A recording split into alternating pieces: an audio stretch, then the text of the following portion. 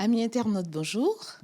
Heureuse de vous revoir pour cette dernière leçon de ce trimestre intitulée La vie chrétienne. Aujourd'hui, j'ai avec moi les pasteurs Ralph Sichern ainsi que le pasteur Carl Johnson. Merci infiniment d'avoir accepté notre invitation sur le plateau de la Bible au quotidien. Nous allons commencer, si vous le voulez bien, vous allez vous joindre à nous pour la prière, pour commencer cette étude avec le pasteur Ralph Sichern. Éternel notre Dieu, nous voulons te remercier pour cette opportunité que tu nous donnes de pouvoir analyser, parler sur cette dernière leçon de la lettre aux Romains. Que tu puisses nous éclairer, nous guider et que nous puissions être richement bénis à travers ce que Paul nous a donné et les situations et nos comportements face à des situations telles. Au nom de Jésus. Amen. Amen. Avec ce dernier volet, nous achevons donc l'étude de l'épître de Paul aux Romains, le livre de la Bible qui a été à l'origine de la réforme protestante il y a 500 ans.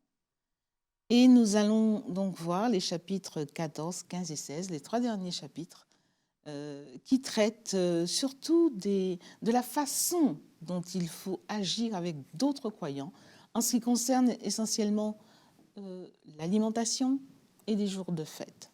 Alors, ma première question concernant le texte de Paul que nous allons voir, nous allons d'abord le lire, si vous voulez bien, au chapitre 14, 1 à 3.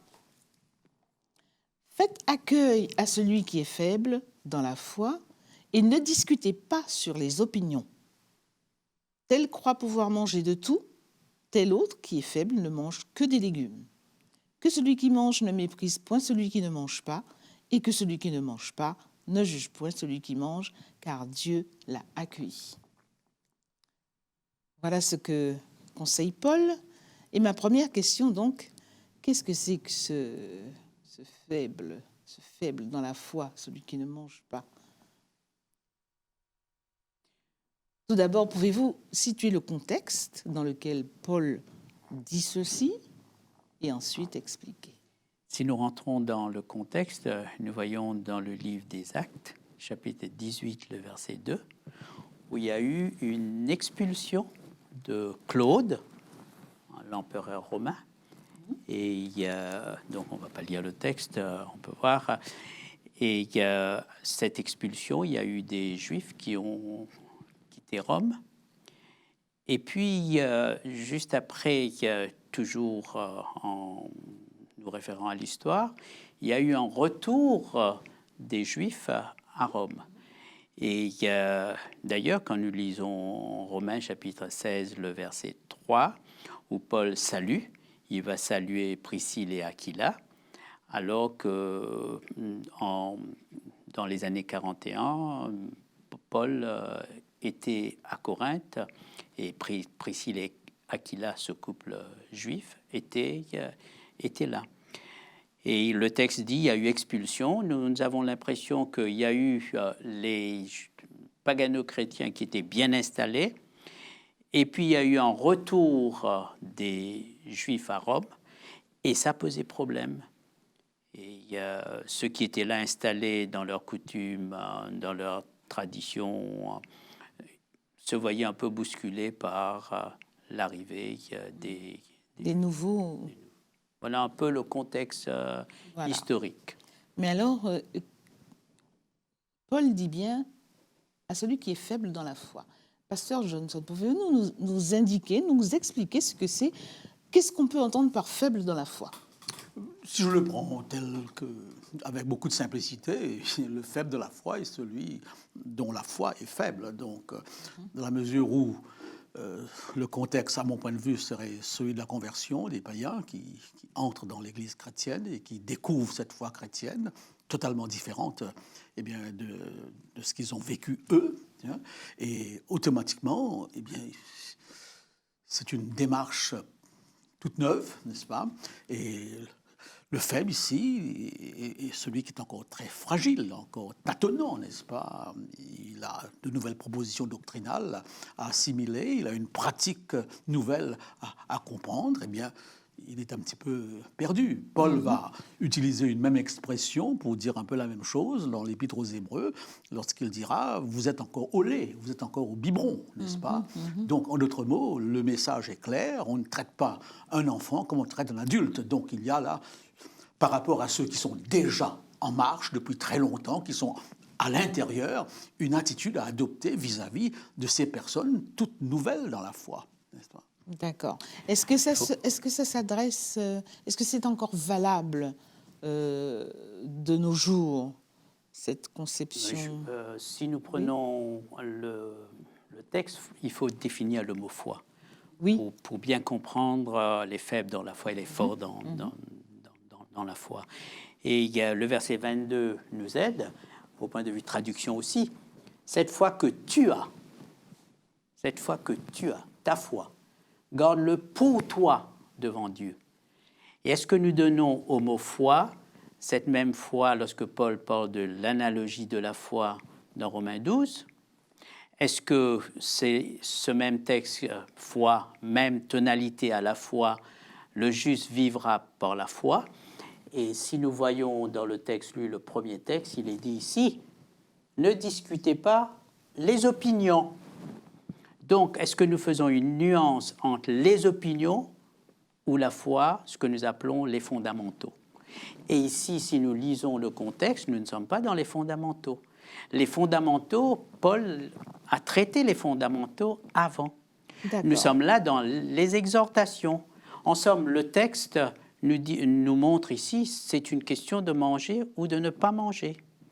Et nous devons être clairs, les faibles dans la foi, c'était ces personnes qui avaient justement l'habitude de nourriture. Et on parle du végétarisme. Jamais dans la Bible, on nous a décrit un juif végétarien. La Bible ne prône pas le végétarisme. Ici, c'était un végétarisme de circonstance, comme Daniel. On nous dit qu'il ne voulait pas se souiller. Donc, ici, ce ne sont pas nos principes fondamentaux. Donc, ce conseil de Paul concernant l'alimentation ne concernait que l'alimentation, en fait. Non, moi je crois qu'on peut le voir aussi très simplement que la foi a un contenu, c'est les propositions doctrinales, les croyances. Ma foi est un ensemble de croyances. Le faible par rapport à cela est celui qui découvre ses croyances et à qui parfois, comme c'est très souvent le cas chez nous, on fait un bourrage de crâne de 3 semaines et qui ensuite complètement, il y a une excitation, un enthousiasme et 2 semaines après, ils sont partis. Donc, et parfois, les membres ne comprennent pas. Pourquoi sont-ils partis? Comment voulez-vous comprendre 23 doctrines d'un seul coup, surtout lorsque vous venez d'un milieu inhabituel? Et là, nous sommes devant des païens qui n'ont rien du christianisme. Aujourd'hui, ça peut être différent. Si c'est un protestant qui vient, un catholique qui vient, il a déjà un arrière-plan religieux. Ensuite, la foi dans sa dimension pratique. C'est pas après un enseignement d'1 heure sur le sabbat que vous savez comment pratiquer votre sabbat. Et alors, les membres sont étonnés. Pasteur, comme on l'a souvent dit, vous avez vu, ils sont allés au supermarché le samedi, ils l'ont appris hier soir et le lendemain, ils sont au supermarché. Et on voit ça tout à fait bizarre, drôle.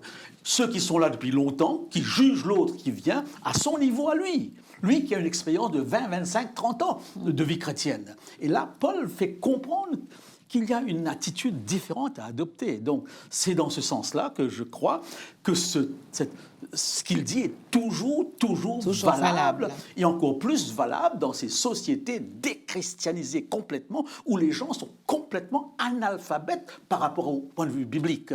Et ça, nous l'oublions. Donc, et je vois toute la différence entre mon père qui était pasteur, lorsqu'après 3 mois, il baptisait quelqu'un, et moi, parfois, il me faut 5 ans pour baptiser quelqu'un. Donc, ce qui veut dire qu'il y a toute une autre...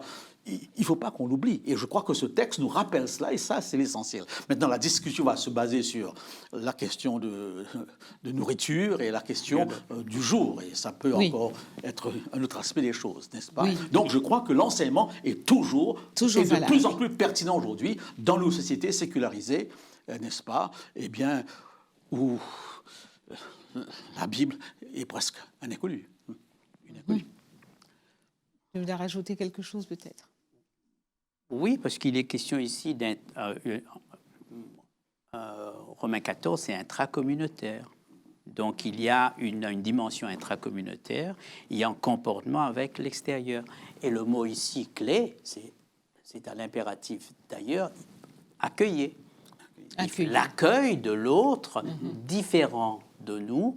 Et là, il y a beaucoup de progrès à faire. Oui. Qui n'est pas arrivé, enfin, en tout cas, dont la croissance spirituelle n'est pas la même.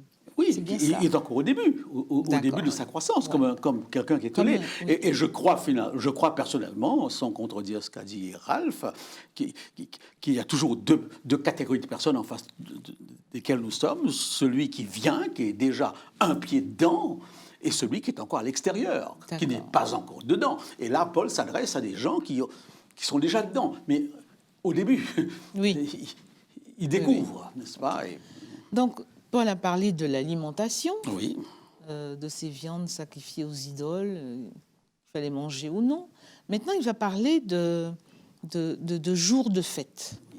Alors, les versets 5 et 6 nous parlent de distinction entre les jours. Nous allons le lire, nous allons les lire. Je me fais une petite remarque, si tu permets. Donc, dans le chapitre 14, il n'y a aucune allusion aux viandes sacrifiées. Hein. C'est dans l'Épître aux Corinthiens. Tout à fait. Là, c'est une question de jour de jeûne. Tout à fait d'accord. Donc, le contexte nous échappe un petit peu. Mais on peut, sans nous battre sur cette question, comprendre ce qu'il veut dire, parce que ces problèmes d'alimentation, de jour, on les connaît aussi aujourd'hui. Et dans toutes les religions, ça a été un sujet de débat. D'accord. Nous allons quand même lire. Oui. Tel fait une distinction entre les jours, tel autre les estime tous égaux. Que chacun ait en son esprit une pleine conviction. Celui qui distingue entre les jours agit ainsi pour le Seigneur. Celui qui mange, c'est pour le Seigneur qu'il mange, car il rend grâce à Dieu. Celui qui ne mange pas, c'est pour le Seigneur qui ne mange pas, et il rend grâce à Dieu. Alors, ces distinctions entre les jours, de quel jour s'agit-il? Ce que le texte ne dit pas, c'est que le texte ne dit pas que c'est le 7e jour. Ça, c'est sûr. Le texte ne nous permet pas de le dire, parce qu'ici, il est question de jour et de nourriture. Oui. Quand nous voyons à travers la Bible, sauf on nous parle de la manne, il n'est pas de nourriture interdite le 7e jour. Mais dans la tradition, ainsi de suite, il y a des jeûnes de circonstances, tel jour ne pas prendre telle nourriture, que ce soit chez les juifs comme chez les païens, les non-juifs.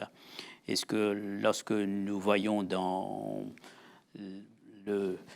la Didaché,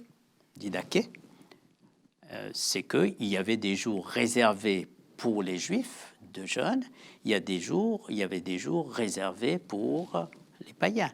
Et nous pouvons comprendre dans une communauté où il y avait là les Juifs et les non-Juifs que ça posait problème. Et il y a aussi dans le même contexte, jamais le sabbat était, en somme, attribué avec la nourriture, mais avec les œuvres, le travail ou les actions. Donc, ce qu'on peut comprendre là, c'est qu'il ne s'agit pas du sabbat. Oui, je crois qu'il ne s'agit pas de sabbat du tout. Une simple lecture démontre qu'il n'est pas question du sabbat. Bien sûr que ceux qui s'opposent au sabbat cherchent des textes, n'est-ce pas, pour défendre leur position, et très souvent, ils le citent. Ralph a rappelé une chose très importante, qui se trouve dans le premier verset que tu as lu, ne discutez pas des opinions. Si Paul part du principe que le sabbat est une question d'opinion, alors toute la révélation est mise à l'envers, n'est-ce pas? Comment peut-on traiter un commandement de Dieu d'opinion. Et à ceux qui prendraient ce texte pour parler contre le sabbat, je leur répondrai, mais les 9 autres aussi sont des opinions. Alors, commettez adultère, faites tout ce que vous voulez, n'est-ce pas? C'est une opinion, c'est une question de conviction personnelle. Donc, déjà là, c'est forcer un peu les choses que de voir une allusion au sabbat. Et d'ailleurs, Paul a observé le sabbat, il aurait été le premier à le dire, bon, c'est plus nécessaire. Et même après le concile de Jérusalem, nous le voyons constamment dans la synagogue. Il n'y a aucun moment où dans les actes des apôtres, qui est la dimension un peu historique des épîtres, nous voyons Paul aller contre le sabbat. Donc, soit c'est des jours de jeûne, n'est-ce pas? Soit c'est peut-être aussi, pour ne pas aller aussi loin que cela, des habitudes, n'est-ce pas? Des fêtes cérémonielles. Des principes alimentaires. Et nous savons de quoi, nous pouvons comprendre cela. Nous avons en tant qu'Église, tout un enseignement sur la tempérance, sur la santé, qui pose parfois des problèmes de relations lorsque chacun veut l'imposer aux uns et aux autres. Oui. On peut tout à fait comprendre l'ambiance dans laquelle Paul parle. Mais je crois personnellement que le contexte est celui des jours de jeûne où on mangeait ou on ne mangeait pas. Comme dans l'Église catholique, le vendredi, on ne mange pas de poisson, on ne mange pas de ceci, n'est-ce pas? Et ça, dans toutes les religions, vous avez cela, n'est-ce pas? D'accord. Et dans le texte, dans le texte original, il n'y a pas, on ajoute les jours sont égaux. Hein? Dans le texte original, il n'y a pas le mot égaux. Et dans la version anglaise, vous avez alike, et dans toutes les Bibles, vous allez voir que c'est en italique. Parfois, quand c'est en italique, ce n'est pas dans le texte original. D'accord. Alors, j'aimerais aussi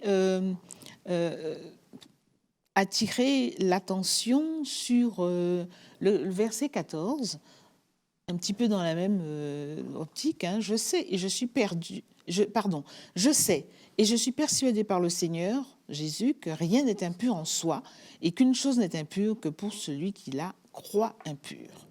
Il y a eu beaucoup de personnes qui ont pris ce texte comme prétexte, n'est-ce pas, pour dire que finalement on peut manger de tout. Oui, mais je crois que si on prend le texte tel qu'il est, il ne faut pas aller trop loin, c'est vrai que rien n'est impur en soi. Toute la création est à la gloire de Dieu.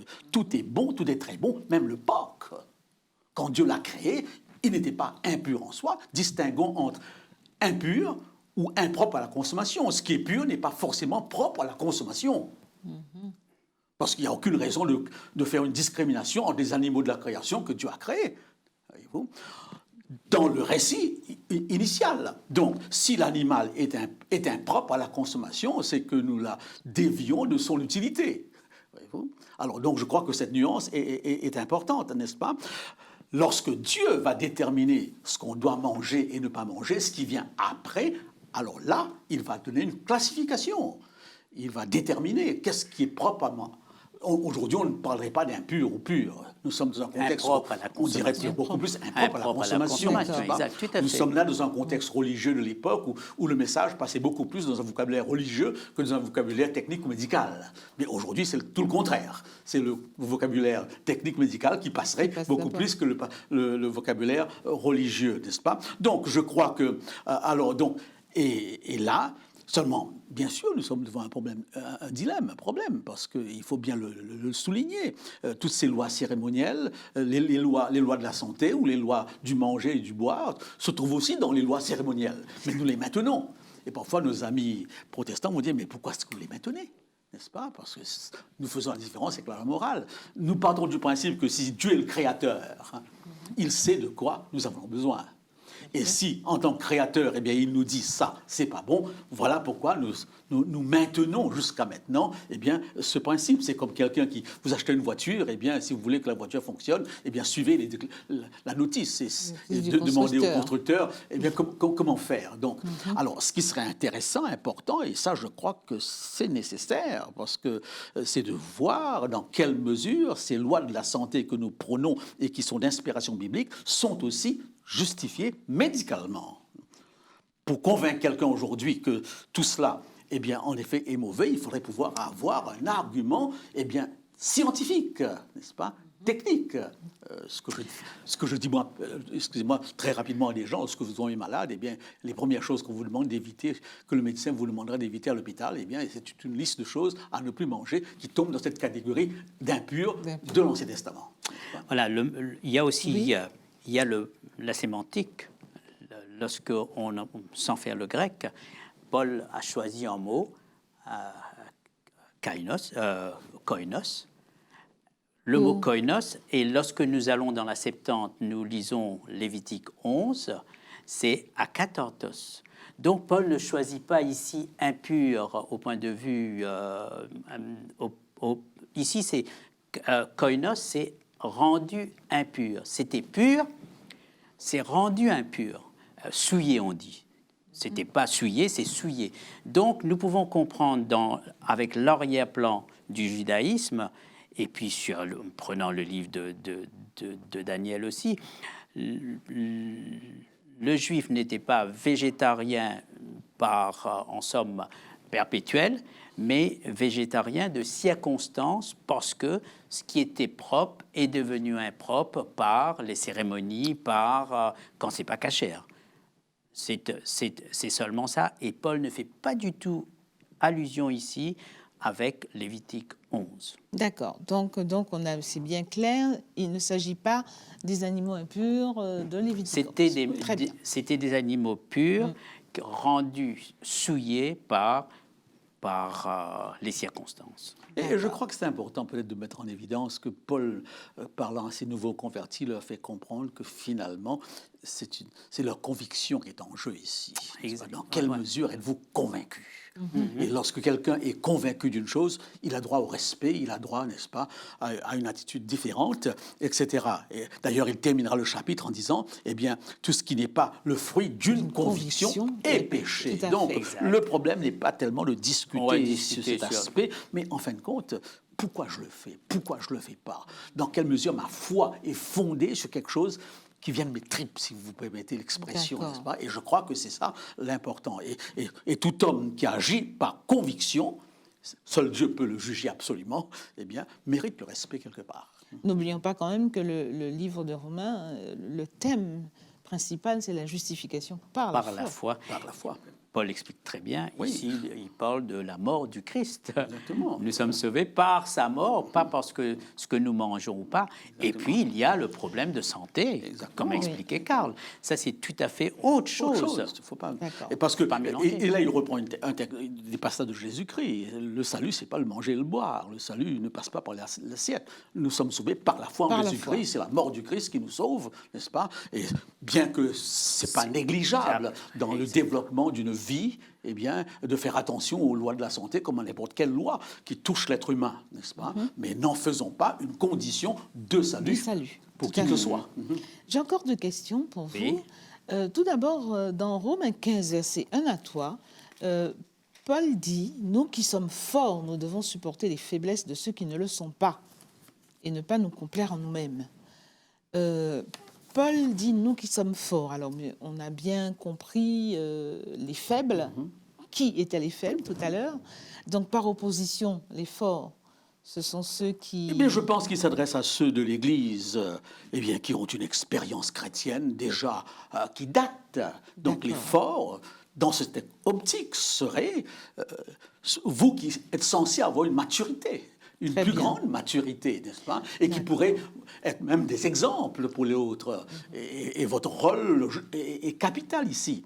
Bien que je dirais tout de suite que le fort, vraiment, dans la pensée de Paul, c'est aussi le faible. C'est lorsque je suis faible que je suis fort. Je suis fort. En d'autres mots, le fort de Paul n'est pas celui qui a une conception de sa force ou qui se croit meilleur ou supérieur ou plus en avance. C'est quelqu'un qui vit sa foi avec le sentiment que tout est grâce dans sa vie. Même sa force est une grâce. C'est pourquoi, lorsqu'il est faible, qu'il est fort. Donc, celui qui se croit fort doit l'être, en fait, en toute humilité.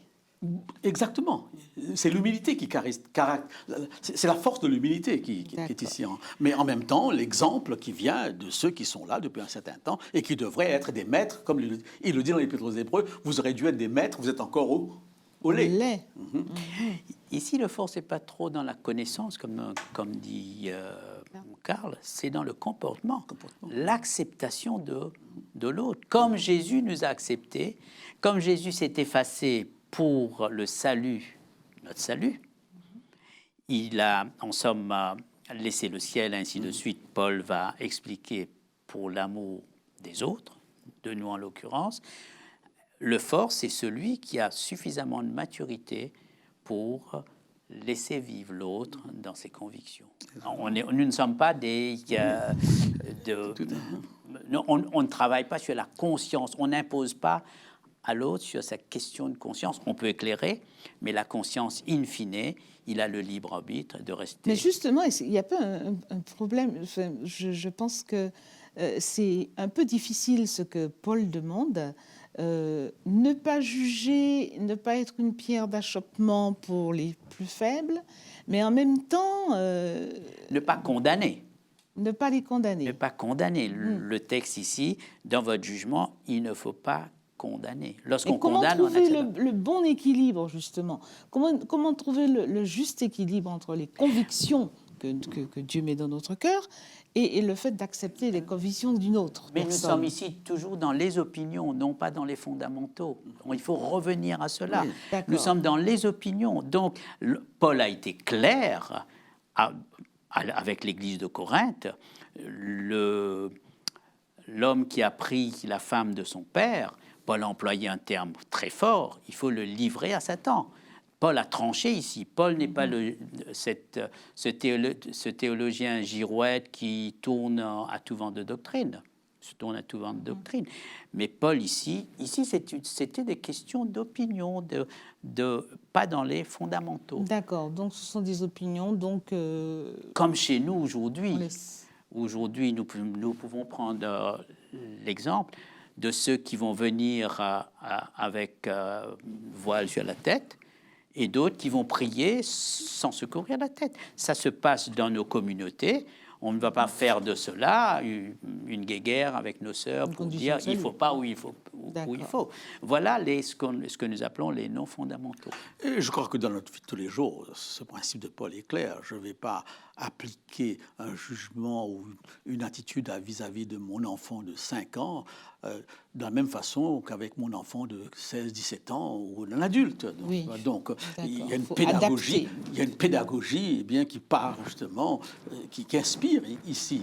Et très souvent, et c'est un conseil vraiment à l'Église, dans notre réaction vis-à-vis des uns et des autres, et dans l'application. D'ailleurs, nous voyons même le Christ, n'est-ce pas, n'ayant pas toujours la même attitude vis-à-vis des uns et des autres. Lorsqu'il s'adresse aux pharisiens, il est catégorique, n'est-ce pas? Il ménage pas ses mots avec les pharisiens, parce qu'ils se présentent comme étant les maîtres, ceux qui savent, ceux qui dirigent.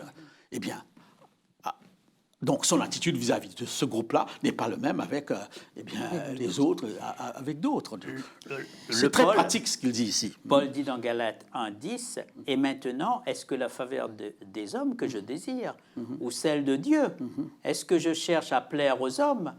Si je plaisais aux hommes, je ne serais pas serviteur du Christ. » Paul, ici, il sait, il a les convictions, lui, les croyances. Et nous ne pouvons pas prendre ce texte et dire que Paul, maintenant, on dit, puisque Christ est mort, vous pouvez aller dans n'importe quelle direction, qu'on s'accepte, et puis chacun reste dans sa foi. Non, nous sommes ici dans les opinions.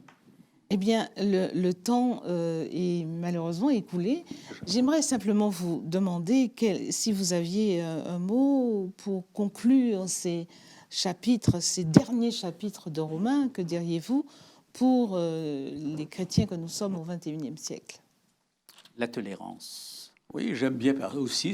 Le titre n'est pas dans le texte original, mais je crois que ce principe de tolérance est important, n'est-ce pas?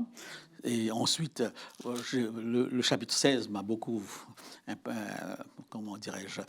interpellé par rapport à ces salutations de Paul. Oui. C'est quelqu'un qui n'oublie pas ceux qu'il a rencontrés, ceux avec qui il a travaillé et ceux qui ont été dans l'Église. Des éléments importants, et je suis impressionné par le nombre de femmes qui se trouvent dans ces salutations, alors qu'on l'accuse de misogyne et on l'accuse de n'importe quoi, n'est-ce pas? Donc je crois que cette dimension, n'est-ce pas, des églises qui se saluent mutuellement, qui se reconnaissent mutuellement. Et c'est important. Nous vivons dans un monde tellement anonyme, tellement distant et parfois hypocrite. Et je suis content de voir que Paul dresse une liste de tous ceux qui méritent qu'on souligne leur rôle dans le cadre de l'Église. Eh bien, je vous L'amour remercie. L'amour de Dieu, le respect de l'autre. Le respect de l'autre. Oui. Merci infiniment, pasteur Sicheon et pasteur Johnson. Je vous remercie d'avoir été nos invités aujourd'hui. Quant à vous, chers internautes, nous allons nous retrouver une prochaine fois pour une autre étude. Et d'ici là, je vous souhaite une bonne semaine. Au revoir.